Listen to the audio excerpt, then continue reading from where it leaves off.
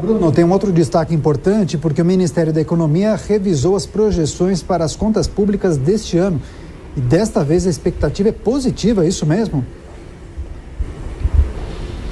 Pois é, exatamente, uma expectativa positiva. Depois de 8 anos, o país deve fechar o ano com um saldo positivo. O Ministério da Economia divulgou hoje, então, o relatório de avaliação de receitas e despesas primárias do quarto bimestre. Então, pela primeira vez desde 2014, o governo vai fechar as contas no azul. A última projeção desse relatório do Ministério da Economia do bimestre passado previa um rombo de 59,3 bilhões de reais nos cofres públicos. Mas esses dados divulgados hoje mostram um superávit de 13,5 bilhões de reais. O que justifica esse superávit nas contas públicas? O Ministério da Economia explica que esse dinheiro a mais que surgiu nos cofres públicos, ele é resultado do aumento da arrecadação dos impostos e também de uma contenção de custos por parte do governo federal. Agora, olha, apesar dessa positividade nas contas no ano de 2022,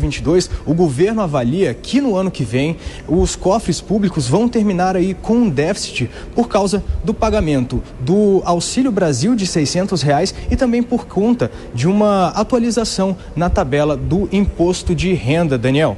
É isso, informações divulgadas pelo Ministério da Economia em destaque com o Bruno Silveira, diretamente da capital federal. Obrigado, Bruno. Seguimos em contato.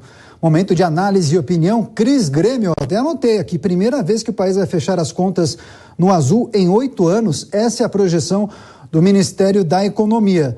Dá para considerar que a atual gestão conseguiu uma façanha em meio aos reflexos da pandemia, guerra na Ucrânia, instabilidade econômica no mundo?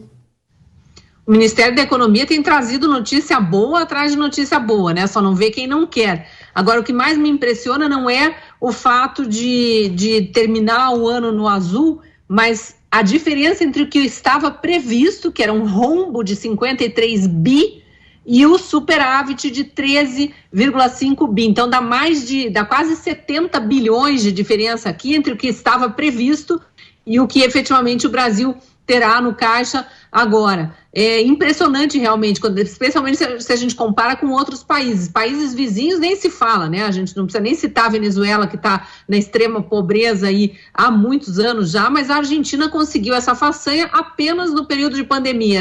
Era um país que não estava vivendo uma crise nem de inflação, nem de emprego, nem de nada disso, e está afundado em tudo que há de pior na economia desde que terminou praticamente a pandemia, em função dos exageros cometidos ali também e outros erros de gestão. Mas a gente tem países desenvolvidos pelo mundo aí com números de recessão técnica, com inflação mais alta que o Brasil. Estados Unidos é um deles, né? Vai terminar o ano provavelmente com inflação mais alta até do que a do Brasil, a maior economia do mundo, pelo menos era a maior até pouco tempo. Agora parece que a chinesa já está mesmo na frente, mas veja, boa parte do mundo vivendo problemas econômicos sérios em função, sim, da pandemia, e o Brasil conseguindo se destacar aí em relação aos países mais desenvolvidos.